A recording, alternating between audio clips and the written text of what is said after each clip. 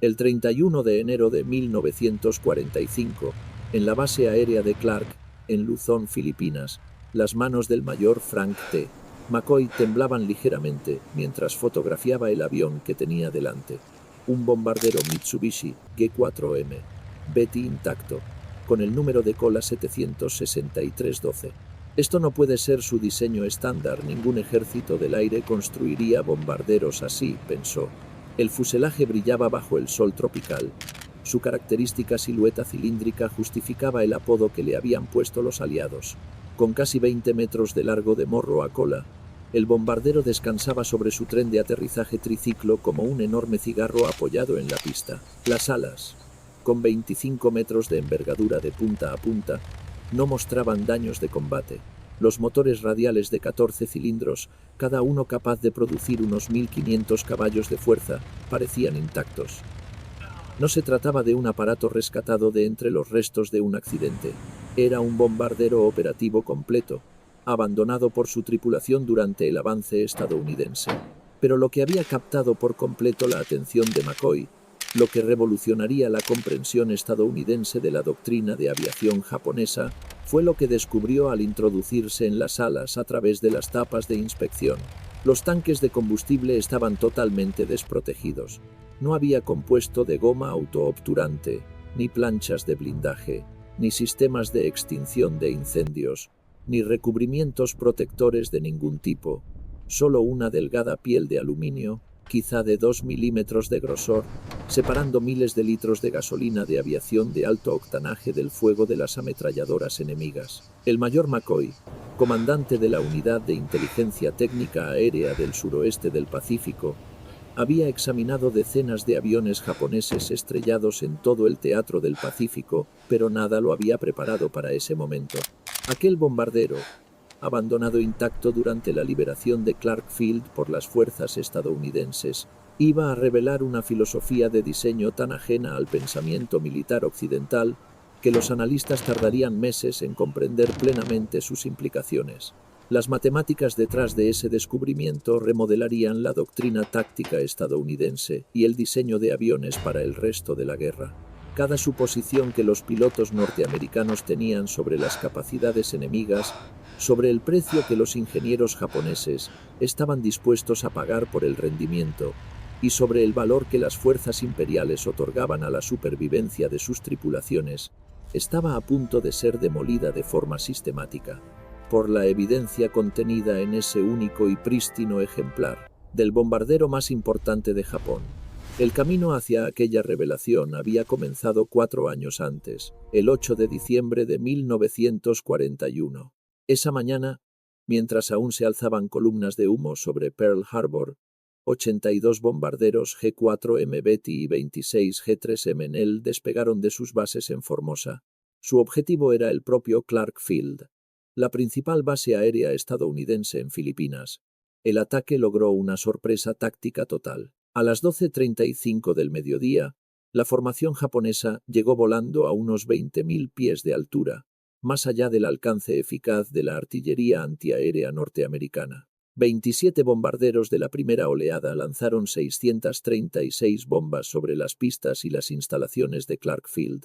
Momentos después, los cazas Cero descendieron hasta la altura de las copas de los árboles y barrieron el aeródromo con fuego de ametralladora, destruyendo cualquier aparato que hubiera sobrevivido al bombardeo.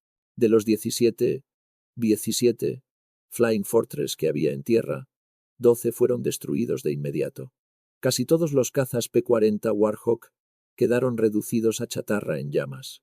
En apenas 45 minutos, la potencia aérea estadounidense en Filipinas había quedado, en la práctica, eliminada.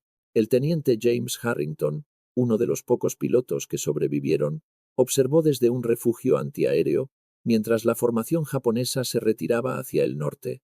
Más tarde escribiría en su informe de combate que lo que más le impresionó fue la manera en que llegaron. Una formación perfecta, en gran altitud, totalmente fuera de su alcance. Después los cazas descendieron y los destrozaron, sin que los estadounidenses pudieran poner ni un solo avión en el aire. Los bombarderos Betty se retiraron sin sufrir daños. Los pocos cazas norteamericanos que lograron despegar Lo hicieron demasiado tarde, encontrando solo cielo vacío. Japón acababa de demostrar el alcance excepcional de sus bombarderos, atacando desde bases situadas a unas 460 millas de distancia, una hazaña que ningún bombardero estadounidense podía igualar en esa fase de la guerra. El primer año de combate del Betty sería devastador. El 10 de diciembre de 1941, apenas 2 días después del ataque a Clark Field, 26 G4M, se unieron a bombarderos G3M más antiguos para atacar la Fuerza Z, un grupo de combate británico centrado en el acorazado HMS Prince of Wales y el crucero de batalla HMS Repulse. El ataque comenzó hacia las 12:20 del mediodía. Los bombarderos japoneses se aproximaron en oleadas coordinadas y ejecutaron sus carreras de torpedo con una precisión que dejó atónitos a los observadores británicos. Los Betty transportaban torpedos aéreos tipo 91, cada uno de unos 840 kilogramos, con una cabeza de guerra de 205 kilogramos, diseñados específicamente para operar en aguas poco profundas, a profundidades que les permitían impactar buques incluso cerca de la costa. Los torpedos se concentraron en los 2 buques capitales con una exactitud devastadora. El Prince of Wales, un acorazado de 43.000 toneladas que representaba la nueva generación del poder naval británico, recibió al menos 6 impactos de torpedo, además de daños causados por bombas lanzadas en vuelo horizontal. Las explosiones bajo la línea de flotación abrieron enormes brechas en el casco. Las inundaciones sobrepasaron todos los esfuerzos de control de daños y el acorazado empezó a escorarse de forma grave. El Repulse, un crucero de batalla de la Primera Guerra Mundial modernizado en los años 30, sufrió al menos 4 impactos de torpedo mientras intentaba evadir a los aviones atacantes. Su artillería antiaérea logró abatir algunos aparatos japoneses, pero no pudo impedir que las carreras coordinadas de torpedo encontraran su objetivo. El daño acumulado resultó fatal. Ambos buques se dieron la vuelta y se hundieron en cuestión de horas. El Prince of Wales se fue a pique hacia las 13:20, seguido del Repulse alrededor de las 13:33. Murieron 840 y marinos británicos, y los supervivientes fueron rescatados por los destructores de escolta. El enfrentamiento duró menos de 2 horas desde el primer contacto hasta el hundimiento final. Por primera vez en la historia naval, buques capitales que se defendían activamente habían sido hundidos únicamente por el poder aéreo, mar adentro. El bombardero G4M Betty había logrado lo que los teóricos navales discutían desde hacía décadas. La superioridad naval británica en aguas asiáticas quedó destrozada en apenas 90 minutos. A lo largo del Teatro del Pacífico, durante los primeros meses de 1942, los pilotos estadounidenses y aliados se encontraron con bombarderos Betty en casi todos los grandes combates. El avión parecía operar con impunidad, atacando objetivos a distancias que desafiaban la comprensión convencional. Golpeaba Darwin, en Australia, desde bases situadas a unas 1.500 millas de distancia, demostrando un alcance superior al de cualquier bombardero aliado. Atacaba Port Moresby desde aeródromos situados al otro lado de las cordilleras de Nueva Guinea, manteniendo la presión constante sobre las posiciones aliadas en todo el suroeste del Pacífico. Golpeaba Guadalcanal desde Rabaul a más de 600 millas, proyectando el poder aéreo japonés a través de vastas extensiones oceánicas. El alcance operativo del Betty otorgaba a las fuerzas japonesas una flexibilidad estratégica que los mandos aliados tenían enormes dificultades para contrarrestar. Los cazas norteamericanos basados en posiciones avanzadas carecían de autonomía para interceptar a los bombarderos Betty que despegaban de bases lejanas. Los aeródromos aliados quedaban bajo ataque desde bases japonesas que, a su vez, se encontraban fuera del alcance de represalia de los propios aliados. Esta asimetría en las capacidades de bombardeo significaba que las fuerzas japonesas podían atacar casi a voluntad, mientras las fuerzas aliadas luchaban por encontrar la manera de responder de forma efectiva. Esta ventaja se mantuvo durante los primeros 6 meses de la guerra. Los bombarderos Betty participaron en prácticamente todas las operaciones ofensivas japonesas en el Pacífico y el sudeste asiático. Atacaron objetivos en Filipinas, Malaya, las Indias Orientales Neerlandesas, Nueva Guinea y las Islas Salomón. Apoyaron operaciones navales en todo el teatro y llevaron a cabo misiones de reconocimiento que superaban el alcance de cualquier avión aliado. El Betty se convirtió en el símbolo del alcance y la eficacia del poder aéreo japonés. Pero aquella ventaja dependía por completo de que la oposición de cazas aliados siguiera siendo limitada. Mientras las formaciones de Betty pudieran atacar sin ser interceptadas, acercarse a gran altitud más allá del alcance de la artillería antiaérea, lanzar sus armas y retirarse antes de que llegaran los cazas, el avión era devastadoramente efectivo. Esas eran las condiciones que caracterizaron las operaciones durante la primera mitad de 1942, cuando la fuerza aérea aliada aún era escasa y estaba dispersa. Pero hacia mediados de 1942, el panorama táctico comenzó a cambiar. A medida que aumentaba la fuerza de cazas estadounidenses mientras los Wildcat eran reemplazados por Hellcat y Corsair más capaces, mientras la formación de pilotos mejoraba y la doctrina evolucionaba, las tripulaciones de los Betty empezaron a registrar pérdidas inquietantes. El punto de inflexión se volvió innegable el 8 de agosto de 1942. 23 G4M del cuarto grupo aéreo despegaron de Rabaul para atacar las posiciones estadounidenses en Guadalcanal. Cazas norteamericanos interceptaron la formación sobre la isla de Savo y, en el combate que siguió, 18 de los 23 Betty fueron derribados. Aproximadamente 120 aviadores murieron en lo que se convertiría en la mayor pérdida de G4M en una sola misión de toda la campaña. Los pilotos de caza estadounidenses informaron la misma observación en cada enfrentamiento. El Betty estallaba en llamas con impactos mínimos. 2 o 3 proyectiles en cualquier parte del fuselaje o de las alas eran suficientes para producir un resultado catastrófico. El avión ganó apodos sombríos entre los escuadrones norteamericanos: Flying Cigar, One Shot Lighter, Flying Sipo, todas referencias a la aterradora tendencia del Betty a incendiarse tras el menor daño de combate. Para octubre de 1942, cuando el teniente comandante John Thomas Blackburn llegó a Guadalcanal al mando del escuadrón VF-17, equipado con F-4U Corsair, la reputación del Betty había cambiado por completo. La primera vez que alcanzamos una formación de Betty no podíamos creer lo fácil que caían, recordaría Blackburn. Golpéelos en cualquier parte del fuselaje o de las alas y explotaban. Los cazábamos activamente, sabiendo que eran de los objetivos más vulnerables del cielo del Pacífico. Pero la magnitud real de su vulnerabilidad, las decisiones de ingeniería que hacían inevitables aquellas pérdidas, no sería entendida completamente hasta que las fuerzas estadounidenses capturaron ejemplares intactos para su análisis detallado. El primer gran avance de inteligencia llegó en noviembre de 1942, cuando fuerzas australianas tomaron aeródromos japoneses en Buna, en Papúa Nueva Guinea. Entre los aviones abandonados, las unidades de inteligencia técnica aérea encontraron varios Betty con distintos niveles de daño. Los primeros exámenes confirmaron lo que los pilotos ya habían reportado. Los tanques de combustible no tenían protección alguna. Los ingenieros aeronáuticos de la Unidad Aliada de Inteligencia Técnica del Suroeste del Pacífico realizaron un análisis más minucioso. Los paneles de acceso en las alas revelaron depósitos construidos con aluminio delgado, sin capas de goma autoobturante, sin recubrimientos protectores, sin sistemas de extinción. Los múltiples Betty examinados en Buna mostraban las mismas características. No se trataba de daños de batalla ni de modificaciones en campaña. Era el diseño estándar japonés.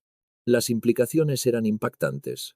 Para 1942, todos los bombarderos estadounidenses contaban con tanques de combustible autoobturantes. El 17 los incorporaba desde el modelo 17C. El 24 Liberator los incluía desde sus primeros prototipos. Incluso cazas como el P-38 y el P-47 disponían de sistemas de protección en los depósitos. Los tanques autoobturantes utilizaban capas de compuestos de goma que se expandían al contacto con el combustible, sellando orificios provocados por balas o metralla y reduciendo drásticamente el riesgo de incendio. Esta tecnología añadía peso significativo a los aviones, pero aumentaba muchísimo la supervivencia de las tripulaciones. Para la doctrina estadounidense, Este peso adicional era esencial e innegociable. Y, sin embargo, el bombardero terrestre más importante de la Armada Imperial producido por miles, desplegado en todos los rincones del Pacífico, operaba con depósitos totalmente expuestos.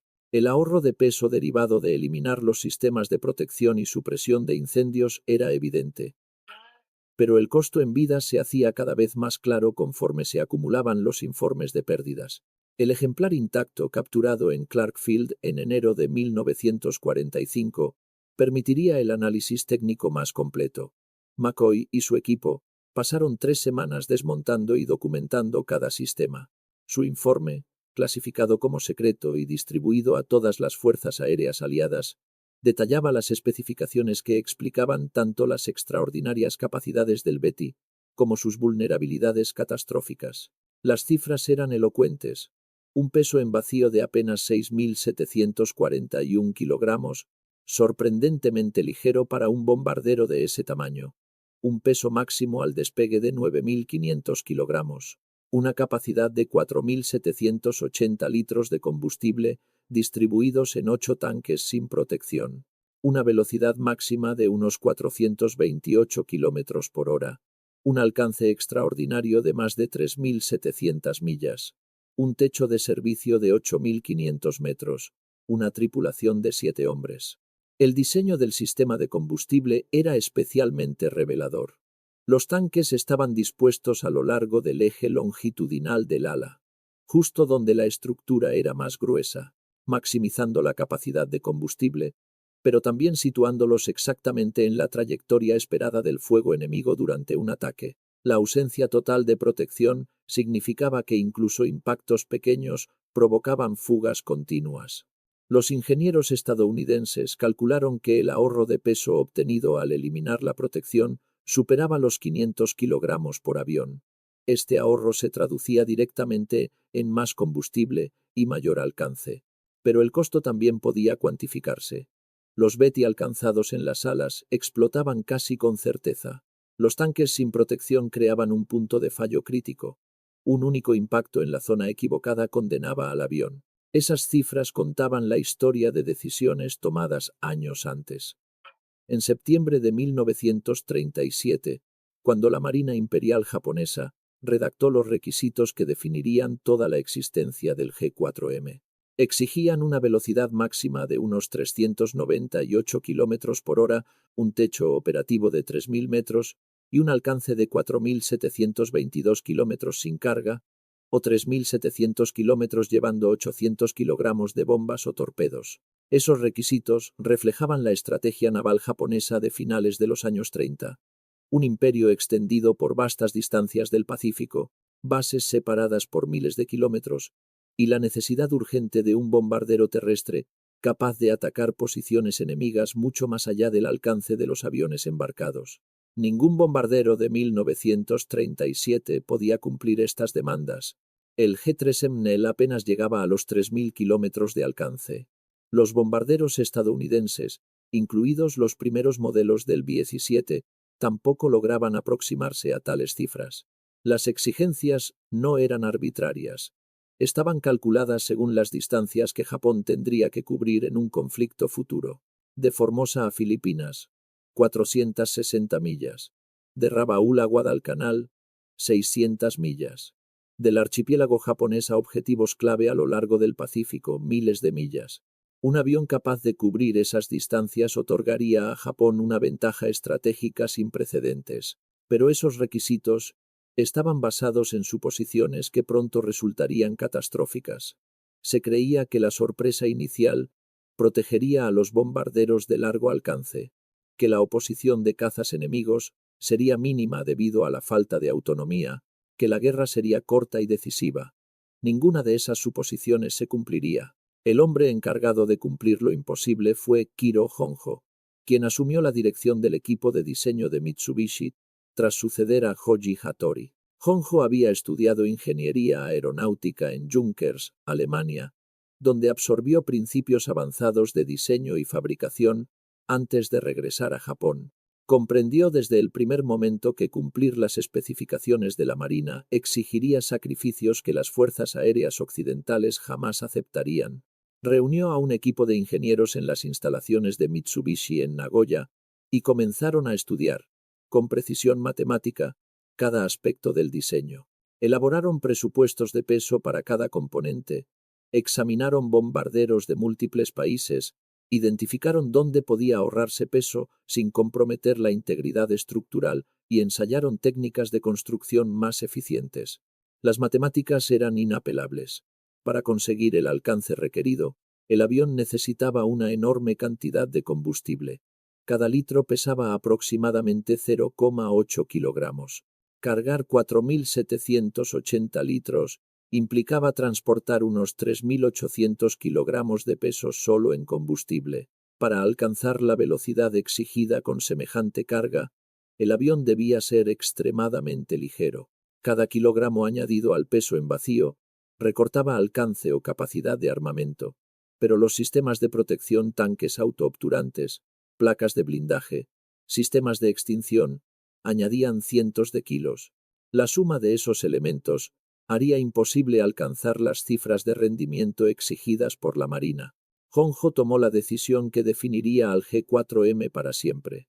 Se sacrificaría la protección para lograr el rendimiento. Los tanques serían simples depósitos de aluminio sin autoobturación, sin blindaje y sin sistemas avanzados de supresión de incendios.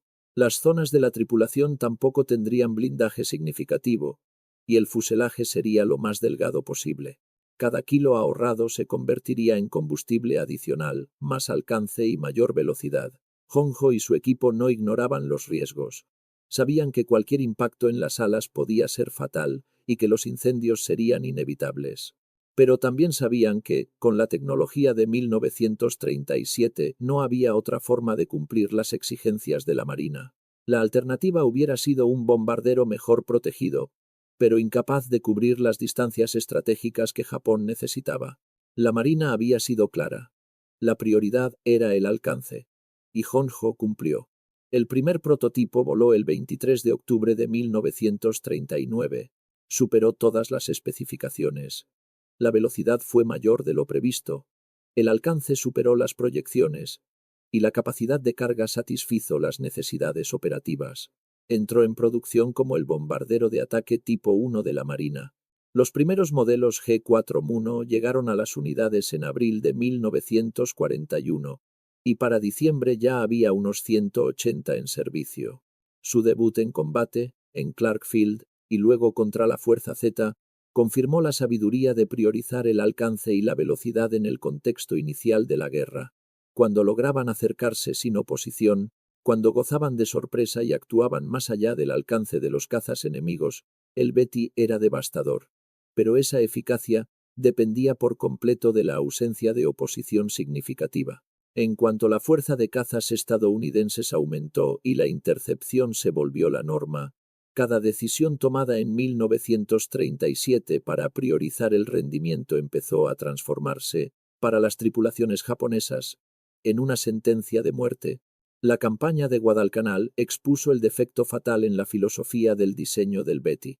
Entre agosto y octubre de 1942, más de 100 G4M fueron derribados junto con sus tripulaciones. Una sangría que Japón no podía sostener. La misión del 8 de agosto había sido solo el comienzo. Día tras día, las formaciones de Betty que despegaban de Rabaul recorrían las 600 millas hasta Guadalcanal para encontrarse con cazas estadounidenses que los abatían con facilidad. El Grupo Aéreo IV quedó prácticamente destruido a finales de agosto. En septiembre y octubre, la llegada de más cazas estadounidenses y la mejora de tácticas aceleraron las pérdidas japonesas, incluso mientras el número total de bombarderos disponibles se reducía rápidamente. Para noviembre, al concluir la campaña, los japoneses habían perdido más de un centenar de G4M y cerca de 700 aviadores. Esa tasa de intercambio era insostenible.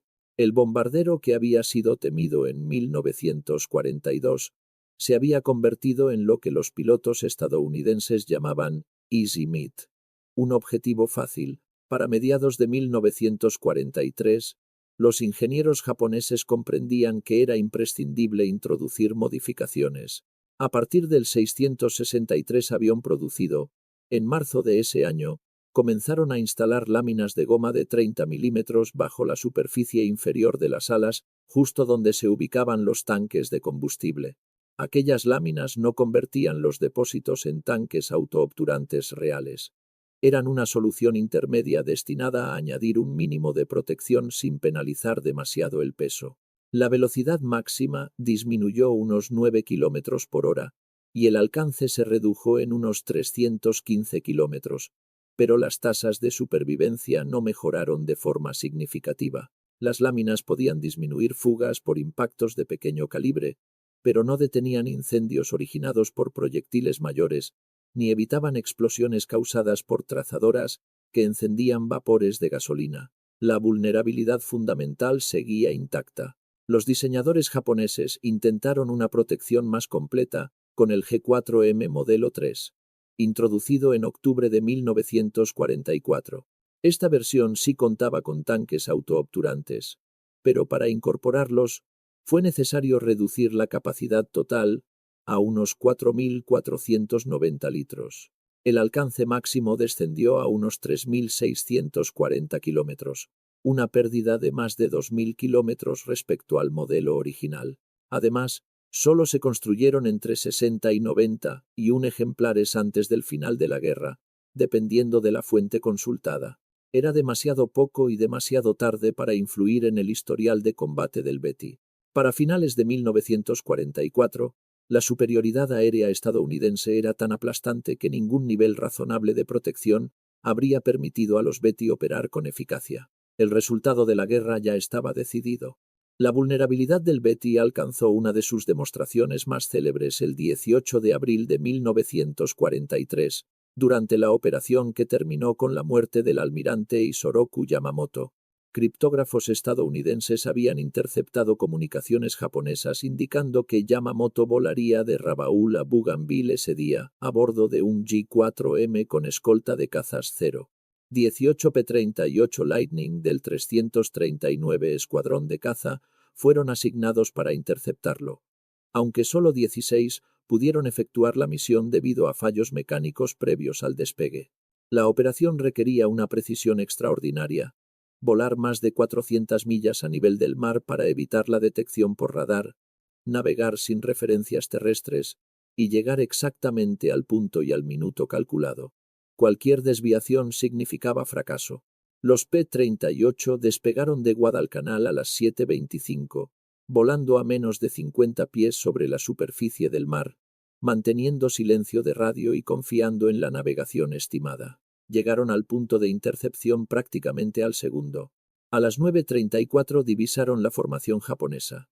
2 bombarderos Betty escoltados por 6-0. El teniente Rex Barber atacó el bombardero que transportaba a Yamamoto. Los proyectiles alcanzaron el ala, donde se ubicaban los tanques sin protección. El avión estalló en llamas y cayó en la jungla. Yamamoto murió por heridas sufridas en el impacto. El segundo Betty también fue derribado. Aquella operación demostró la superioridad aliada en inteligencia, planificación, navegación y combate. Pero también dejó claro que un Betty alcanzado en la zona de los tanques no tenía posibilidad alguna de sobrevivir. La vulnerabilidad del bombardero llegó a su punto más extremo el 21 de marzo de 1945, cuando 18 G4M despegaron de la base de Kanoya, cada uno transportando bajo el fuselaje un MX-I-7 Oka, un artefacto cohete pilotado con una cabeza explosiva de 1.200 kilogramos, destinado a ataques kamikaze contra buques estadounidenses. Para lanzar el Oka, los Betty debían acercarse a unos 20 kilómetros del objetivo, distancia a la que el piloto japonés encendería el motor cohete y se lanzaría a más de 650 kilómetros por hora contra un barco enemigo. Pero los Betty, cargando el voluminoso arma, volaban más lentos, con más resistencia aerodinámica y prácticamente sin capacidad de maniobra. Eran blancos indefensos. El radar estadounidense detectó la formación a unos 100 kilómetros de distancia y cazas F-6F Hellcat del USS Hornet fueron enviados a interceptarla. Alcanzaron a los bombarderos mucho antes de que pudieran aproximarse al rango de lanzamiento de los Oka. El resultado fue una destrucción completa. Los 18 Betty fueron abatidos uno tras otro. Ningún Oka llegó a ser lanzado. Murieron 137 miembros de tripulación y 15 pilotos kamikaze. La misión representó la culminación del defecto esencial del Betty. Un bombardero diseñado para llegar a objetivos lejanos no podía sobrevivir lo suficiente como para acercarse siquiera al punto de empleo de sus armas cuando enfrentaba oposición preparada. El increíble alcance que lo había hecho temible en 1942 ya no significaba nada en 1945.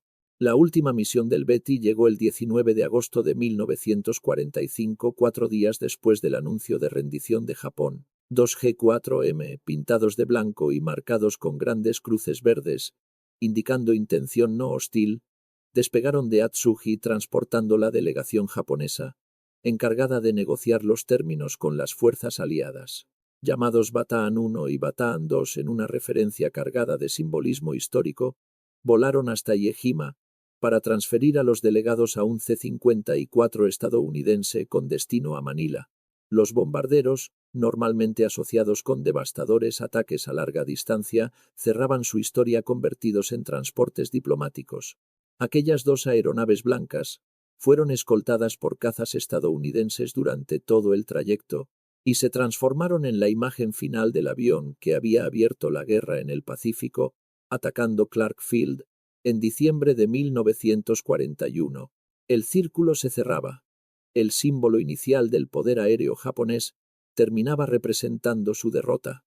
Las estadísticas de producción del Betty reflejan tanto su importancia para las operaciones japonesas como el terrible costo de su filosofía de diseño. La producción total alcanzó aproximadamente 2.414 aviones en todas sus variantes, aunque algunas fuentes elevan la cifra a 2.435 si se incluyen prototipos y subtipos. La variación depende de los criterios utilizados para contar las versiones de transporte y las modificaciones. El modelo 1 representó unas 1.172 unidades producidas entre 1941 y principios de 1943. Esta versión, equipada con los tanques sin protección y una capacidad de 4.780 litros, alcanzaba 428 kilómetros por hora y mantenía un alcance máximo de más de 6.000 kilómetros, el mayor para cualquier bombardero de su época. Pero la total ausencia de sistemas defensivos lo hizo extremadamente vulnerable una vez que la fuerza de caza estadounidense comenzó a aumentar. El modelo 2, con mayor capacidad de combustible 6.490 litros y un ligero incremento de velocidad hasta 437 kilómetros por hora, representó unas 1.142 unidades fabricadas entre 1943 y 1945. A pesar de su mayor rendimiento, mantenía la vulnerabilidad fundamental de sus tanques sin protección. El modelo 3, introducido en octubre de 1944, fue la única variante que incorporó tanques autoobturantes reales, pero reducir la capacidad a 4.490 litros disminuyó el alcance a unos 3.640 kilómetros, una pérdida de más de 2.000 con respecto al modelo 1. Entre 60 y 91 aviones fueron completados antes del final de la guerra, demasiado pocos para afectar el resultado. Las versiones de transporte X-6M, derivadas de fuselajes de bombardero, añadieron unas 30 unidades adicionales, empleadas para misiones de enlace y traslado de personal, incluida una que participó en el vuelo de rendición del 19 de agosto de 1945. Durante 1943, Mitsubishi produjo Betty a un ritmo máximo cercano a los 100 aviones mensuales. Sin embargo, la producción cayó en 1944 y 1945 debido a los bombardeos aliados y a la necesidad de priorizar cazas para la defensa del archipiélago. Aunque estos números convirtieron al Betty en uno de los bombarderos japoneses más numerosos, las tasas de pérdida contaban la historia real. Muy pocos sobrevivieron hasta el final de la guerra. La mayoría fue destruida en combate, consumida por incendios provocados por el fallo estructural inherente de los tanques sin protección. Para agosto de 1945, apenas unas pocas decenas seguían operativas. El resto había desaparecido en misiones que rara vez permitían a sus tripulaciones un margen razonable de supervivencia. Aunque los registros japoneses son incompletos, está claro que miles de aviadores murieron en estos bombarderos, sacrificados por un diseño que priorizó el alcance por encima de la supervivencia. Las tripulaciones lo sabían. Una vez alcanzado el avión, la supervivencia dependía del azar, no de la habilidad. Si el combustible se incendiaba, no había posibilidad de volver a casa. Los testimonios de los supervivientes reflejaron esta amarga realidad. Muchos coincidían en que ningún nivel de pericia podía compensar una vulnerabilidad estructural tan extrema. Un piloto veterano, que voló 28 misiones, resumió el sentir común. El Betty era un magnífico avión que nos pedía morir por su alcance. Lo volábamos porque nos lo ordenaban. Moríamos en él porque así estaba diseñado. El contraste con la filosofía estadounidense era evidente. El 17 Flying Fortress incorporaba blindaje en posiciones clave, incluyendo gruesas planchas para proteger a piloto y copiloto, mamparos reforzados y cristal blindado en la sección del bombardero. El 25 Mitchell aplicaba la misma lógica, tanques autoobturantes de serie y blindaje en las posiciones de la tripulación. El peso adicional resultante, más de 2.000 kilogramos en algunos modelos, formaba parte integral de la doctrina estadounidense, que valoraba más la preservación de tripulaciones experimentadas que la ligereza del aparato. Estudios norteamericanos demostraron que el blindaje reducía las muertes por heridas torácicas del 36% al 8%, mientras que los tanques autoobturantes reducían drásticamente los incendios fatales. En conjunto, estas medidas triplicaban o cuadruplicaban la probabilidad de supervivencia cuando un avión sufría daños. La doctrina japonesa llegaba a conclusiones distintas. Para ellos, el alcance y la capacidad ofensiva eran prioritarios. La protección era un lujo que, según sus cálculos, reduciría de forma inaceptable el rendimiento. Estas decisiones asumían que la oposición enemiga sería limitada y que la guerra sería breve. Todas estas premisas se derrumbaron poco después del inicio del conflicto. Para mediados de 1942, los cazas estadounidenses ya interceptaban con regularidad a los bombarderos japoneses.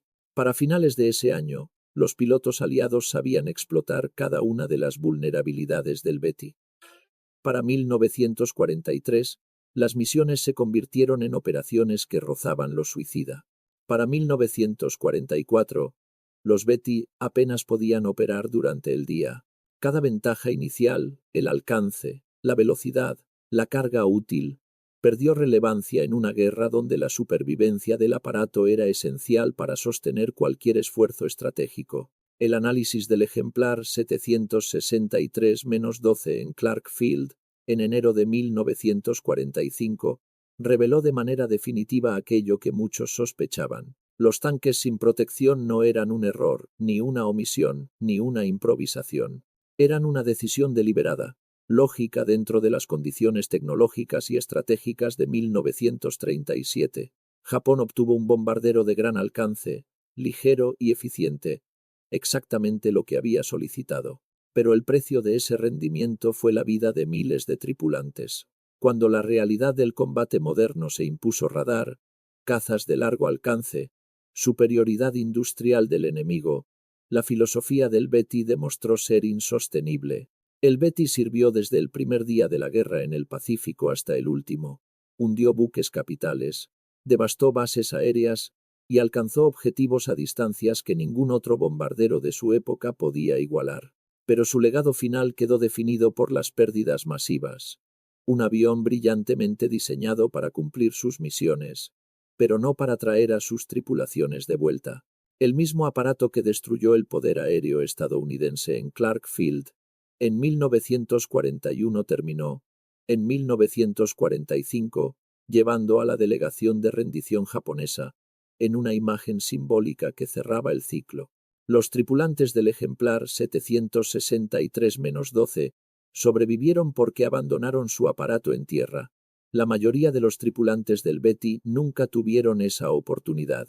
Volaban sabiendo que cualquier impacto podía ser el último.